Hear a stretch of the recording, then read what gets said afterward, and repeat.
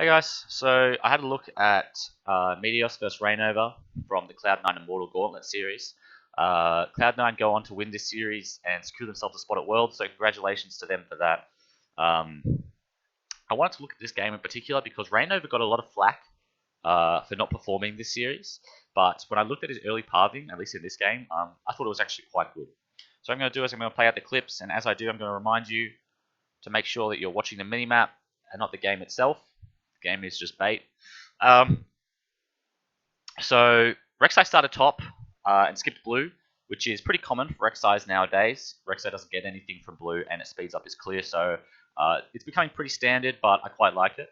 Gragas is doing his red. He started top side, which is again pretty standard, but he's going to rush a quick 3. He's going to rush blue buff for his quick 3. So what we see on the screen is that top lane is winning. Huni is winning. This is important for later in the game. But that also C9's bot lane is pushing in if you're watching the minimap. They have the territorial advantage. They're pushing up in the lane. Rek'Sai is doing his red and he's going to go for crab control while Gragas is doing his blue. Now, translating pressure is a concept I spoke about yesterday if you watched my KT video. And it's something that C9 don't do here.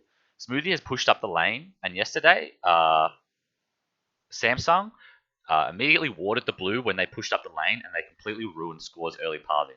What we find here is that Smoothie goes for crab control with Meteos, and then puts the ward down, but it's too little too late. Gragas has already cleared his blue at 3 minutes, which is pretty quick, and he's doubling back for the rest of his camps. But C9 have no idea where he is now. He could have started at bot, and done his blue, or he could have started at top and then come down for his blue. They have no idea where he is. So poor translation of pressure there, although they do get the crab and keep their pushing lane safe. This now means that C9 can continue to push without a worry. Reignover, on the other hand, he knows that they committed resources to taking the crab, so he walks topside. He sees Meteos doesn't have blue, and he knows that Huni is winning his lane pretty hard. So he pulls Huni out of lane, A, to secure the crab, because the crab is going to give Reignover level 4 and a combat advantage over Rek'Sai, and B, to secure this blue. Because Meteos rushed the crab bot, he hasn't been able to farm as well as Reignover, who has only been in his jungle the entire time. This burns Impact's TP. He doesn't TP to the lane. He has to TP down to try and save the blue buff. But what ends up happening is he loses 3/4 of his health, basically for a Rek'Sai's blue, which isn't worth it at all, right? I mean, that's a reason he skipped it in the first place. But because these two are stronger and they managed to chunk him out, Impact is now down in the lane. Huni still has a TP advantage.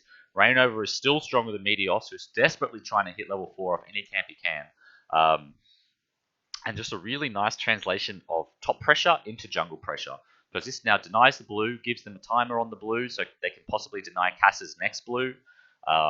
Huni has a lane advantage through it, because Impact has had to burn all his pots for Meteos' blue, and Reignover obviously continues to extend his XP and gold advantage. I'm just going to pause the clips here, because nothing really happens after this point, but I just want to kind of recap what we learned and what we saw, and the contrast between this game and yesterday's game. If you watch the KT Samsung game back, bot translates their pressure into the jungle really, really early and gets a great result from it. They completely deny Score on Elise. They shut him down. In this game, they use their bot pressure only to secure the crab, and it ends up hurting them in the long run. And it's something that I guess C9 could possibly look at, but I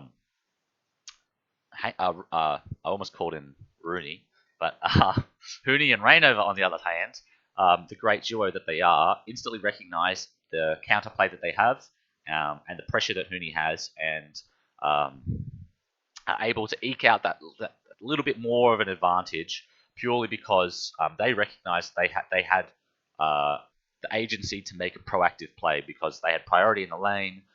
Reignover knew he had level advantage. Realistically, there was no way Impact and Meteos were going to win that fight, especially if Cass didn't collapse. So yeah, thanks for watching, guys. I'll probably do the EU one soon. But until then, see you later.